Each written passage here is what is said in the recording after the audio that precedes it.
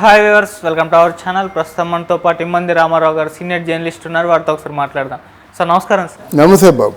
Sir, టీడీపీకి BJP governor పదవి offer చేసిందని చెప్పేసి ఒక న్యూస్ రావడం చూస్తున్నాం సార్. అవును. మరి న్యూస్లో నిజమెంత ఉంది? నిజంగా గవర్నర్ పదవి ఆఫర్ చేసింది? ఆఫర్ చేస్తే ఎందుకు? మరి చంద్రబాబు గారి పరిశీలనలో కూడా ఇద్దరు పేర్లు బాగా వినిపిస్తున్నాయని కూడా అంటున్నారు సార్. అవును. మరి ఆ గవర్నర్ పదవికి ఎంపికయ్యే ఇద్దరు పేర్లు, పరిశీలనలో ఉన్న ఇద్దరు పేర్లు ఎవరు సార్?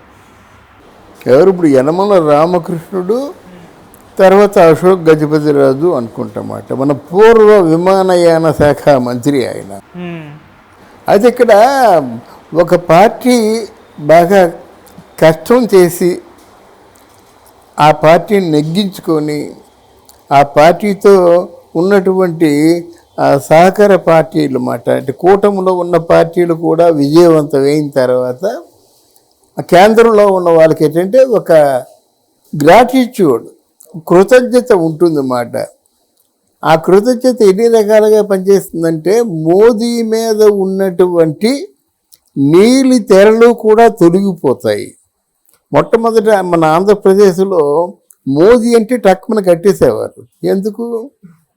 దానికి కారణం ఇక్కడ తెలంగాణ ఆయన కూడా కోరుకున్నాడు, తెలంగాణకి వెంకయ్యనాయుడు కూడా కోరుకున్నాడు. అరే 5 సంవత్సరాలు ఏమిటయ్యా, రాజధాని 10 సంవత్సరాలు ఇవ్వాలని చెప్పాడు. అంటే వీళ్ళందరూ ఈ విధంగా ఎవరు తోచిన విధంగా వాళ్ళు అంటుంటే కాంగ్రెస్ మీద బీజేపీ మీద వల్ల మారిన కోపం వచ్చిందన్నమాట. అప్పుడు కాంగ్రెస్ పార్టీ ఏమైందంటే అలా నీరసించిపోయి కోమా స్టేజ్కి వెళ్ళిపోయింది. బీజేపీ పార్టీ ఏంటంటే అప్పటికే ఒక సీటు గెలుచుకుంది, హరిబాబు అని, విష్ణుకుమార్ రాజు అని చెప్పేసి. అంటే ఎవరు పార్టీలో పని చేసినా పని చేయకపోయినా హరిబాబు అనేటువంటి వ్యక్తికి గవర్నర్ పదవిని, అంటే కష్టపడే వాళ్ళని ఎంకరేజ్ చేసే మనస్తత్వం అన్నమాట. అలాగే తెలుగుదేశం పార్టీలో కూడా కష్టపడేటువంటి సీనియర్స్ ఉన్నారు కదా, వారిని సముచితంగా గౌరవించాలంటే గవర్నర్గా గౌరవిద్దాం. అంటే గవర్నర్గా అంటే ఆంధ్రాకి వెయ్యరు, భారతదేశంలో ఎక్కడో ఒక తోట వేస్తారు, కానీ గవర్నర్గా వేస్తారన్నమాట. ఇక్కడ ఇద్దరు వ్యక్తులు ఉన్నారు. ఇద్దరు వ్యక్తుల్లో చెప్పాలంటే యనమల రామకృష్ణుడి గురించి ముందు చెప్పుకుందాం. ఆయనకి ఆర్థిక శాస్త్రం మీద కంట్రోల్ ఉంది, అంతేగాని ఆయన మంచి చతురత ఉన్నవాడు కాదు. అంతే, ఆర్థిక శాఖ మంత్రిగా పనిచేశాడు. పనిచేసిన తర్వాత ఏదో మొత్తానికి బడ్జెట్ ప్రవేశపెట్టాడు. అది చంద్రబాబు నాయుడికి ఆయనకి తెలుసు తప్ప ఆయనలో ఉన్నటువంటి టాలెంట్ కానీ ఆయనలో ఉన్నటువంటి విద్వత్తు కానీ మరి నాకు తెలియలేదు. ఎకనామిక్స్ నెంబర్ 1 అది కాదు కదా. నువ్వు గవర్నర్గా వెళ్తే ప్రజల్ని ఎలా చూసుకోవాలి? వెళుతున్నది గవర్నర్గా అంటే రాజుగా నువ్వు వెళ్తున్నావు, రాజుకున్న క్వాలిటీస్ ఉండాలి. మరి కొత్తగా తెచ్చి పెట్టుకోవాల్సిన అవసరం లేదు రాజుకున్న క్వాలిటీస్ కోసం. ఎవరికి? అశోక్ గజపతిరాజు గారికి. ఎందుకంటే ఆయనకి కనుచూపు మేరలో ఉన్నదంతా అయిందే కదండి. ఆల్మోస్ట్ అది ఈరోజు కొత్తగా గవర్నర్ రాజు అనిపించుకోవడం కాదు, 200 సంవత్సరాలకు ముందే వాళ్ళు గజపతులు.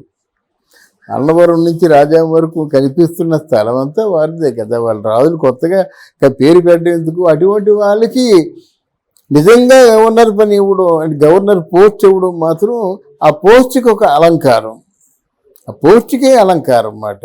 కనుక ఆ పోస్ట్ ఇచ్చి గౌరవించడంలో బీజేపీ పాత్ర చాలా ఉంది. దాంతో ఏంటంటే ఆంధ్రదేశంలో కొంచెం నీడలు తొలగిపోతాయి అన్నమాట. రాను చూడండి, నెక్స్ట్ ఇమీడియట్గా ఆంధ్రదేశంలో భోగాపురం ఇంటర్నేషనల్ విమానం అది 2 yearsలో తయారు చేసేస్తూ ఉంటారు అన్నమాట.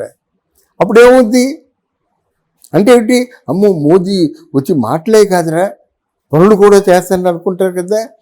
ఎప్పుడు మాట అండి, బీజేపీలో వాజ్పేయి గారు గ్రామీణ సడక్ అనే పథకం పెట్టి అక్కడి నుంచి అంటే ఢిల్లీ నుంచి గల్లీ దాకా ఎక్కడ చూసినా రోడ్లే. కొన్ని చోట్ల 4 రోడ్లు, కొన్ని చోట్ల 6 రోడ్లు వేసుకొని ఈ రోజుకి చెప్పుకుంటున్నారు. ఆ పథకం ఇంకా కూడా కొనసాగుతూ ఉంది, ఎవరు తీసి పారేయలేని పథకం అది. అలాగే నువ్వు విమానయానం పెట్టావు, ఇక్కడ ఒక ఇంటర్నేషనల్ విమానయానం, అలాగే మిగతా వాటికి కూడా కనెక్టివిటీ అందించగలిగితే వాళ్ళ పేరు ఎంత ఉంటుంది?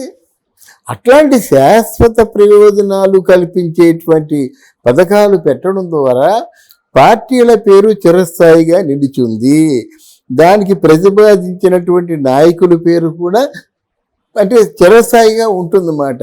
ఆ విషయంలో మోదీ తీసుకున్న నిర్ణయం నిజంగా సఫలమవుతుందని ఆశిద్దాం. మళ్ళీ మనం అశోక్ గజపతిరాజు గారిని గవర్నర్గా చూద్దాం. యనమల గారికి అయ్యే అవకాశం లేదంటారా సార్? అంటే మన న్యాయబద్ధంగా ఇవ్వాలా లేకపోతే ఏంటి అన్యాయంగా ఇవ్వాలా? అలా కాదు, యనమలకు అవకాశం అంటే యనమల ఈజ్ వెటరన్ పొలిటీషియన్. కానీ అలా కాదు, ఈ స్థానంలో కూర్చుంటే ఆయనకి పర్వాలేదు. ఆయనకి ఏంటంటే ఎవరైనా విందుకు పిలుస్తారా, ఎవరైనా వినోదాన్ని పిలుస్తారా అనే ఆ మాట లేదు కదా. రాధా ఎక్కడున్నా రాజే.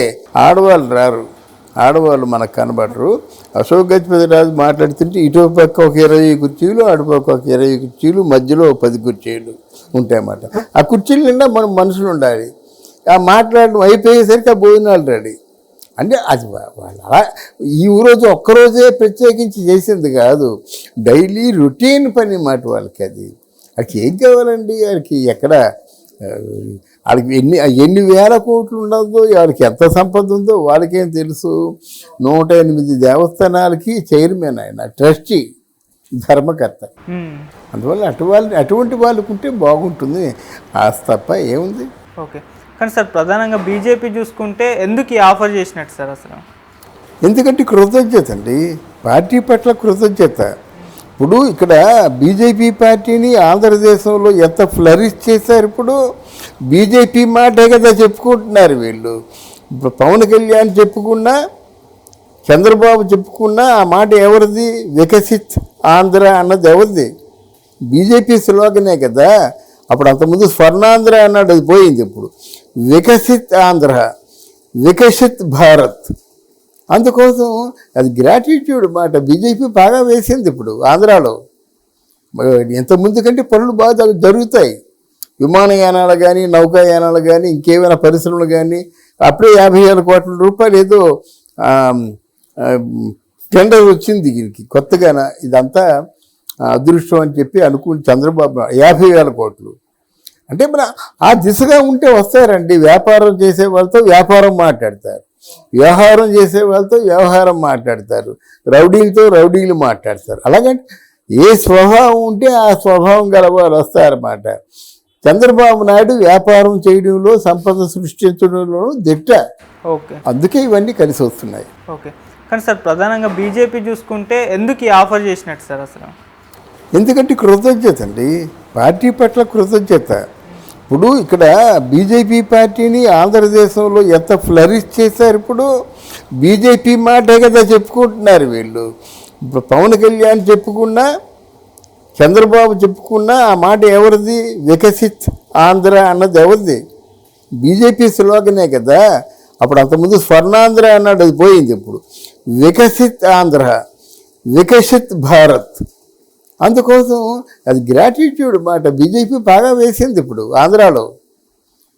ఇంతకుముందు కంటే పనులు బాగా జరుగుతాయి. విమానయానాలు కానీ, నౌకాయానాలు కానీ, ఇంకేమైనా పరిశ్రమలు కానీ. అప్పుడే 50,000 కోట్ల రూపాయలు ఏదో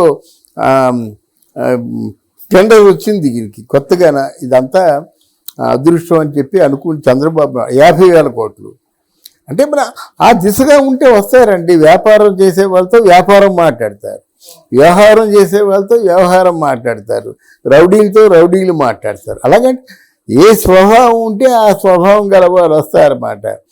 చంద్రబాబు నాయుడు వ్యాపారం చేయడంలో, సంపద సృష్టించడంలో దిట్ట. ఓకే, అందుకే ఇవన్నీ కలిసి వస్తున్నాయి. Okay sir, thank you so much. Thank you అమ్మా.